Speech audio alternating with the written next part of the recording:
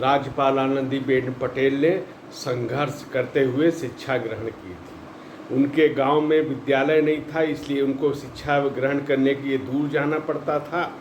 और एक समय ऐसा भी था जब वो विद्यालय में केवल 3 बालिकाएं थीं, उसमें एक आनंदीबेन पटेल थी।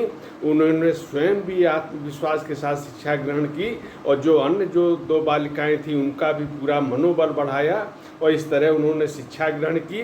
उनके जो पिताजी थे वो सदैव प्रेरित करते थे शिक्षा के लिए। उस समय में जब बालिकाओं की शिक्षा पे पर्याप्त ध्यान नहीं दिया जाता था, उस समय आनंदीबेन पटेल को अपने पिता से संस्कार मिला और वो उनके सब भाई बहन पढ़ के शिक्षित हुए। आनंदीबेन पटेल स्वयं भी शिक्षिका हुई और आज वो राज्यपाल के रूप में, कुलाधिपति के रूप में भी वह लोगों को शिक्षा के प्रति जागरूक करती हैं, खास तौर पे बालिकाओं के प्रति। आज उन्होंने एक कार्यक्रम में यही विचार व्यक्त किए। उन्होंने सिया पीजी कॉलेज लखनऊ के कला संकाय हेतु नवनिर्मित इमाम अली रजा भवन का उद्घाटन किया। उन्होंने कहा कि बालिकाओं की शिक्षा पे विशेष रूप से ध्यान देना चाहिए, उनको पढ़ने का पूरा अवसर मिलना चाहिए, सुविधा मिलनी चाहिए। इसके लिए उन्होंने अभिभावकों से आह्वान किया और ये कहा कि अगर बालिकाएं पढ़ती हैं तो ये मानना चाहिए कि उनकी 7 पीढ़ियां शिक्षित हो जाती हैं। यह महत्व जो है शिक्षा का बालिकाओं का।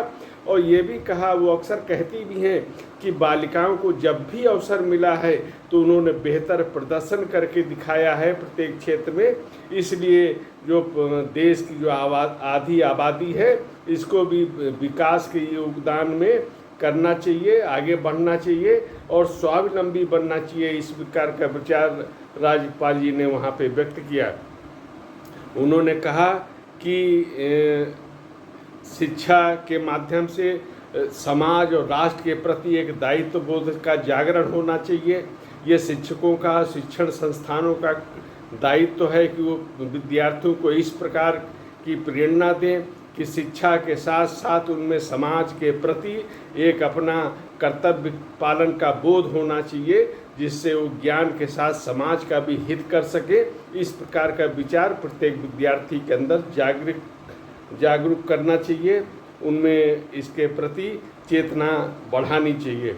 राज्यपाल ने नई शिक्षा नीति की भी सराहना की। उन्होंने कहा कि इसमें केजी से लेकर पीजी तक अनेक प्रकार के अवसर उपलब्ध कराए गए हैं। शिक्षा को रुचिपूर्ण बनाया गया है, मातृभाषा को महत्व दिया गया है।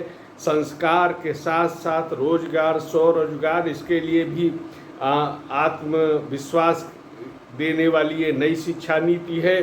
स्वावलंबन की ओर बढ़ाने वाली शिक्षा नीति है और भारतीय सरोकारों के अनुरूप ये शिक्षा नीति है।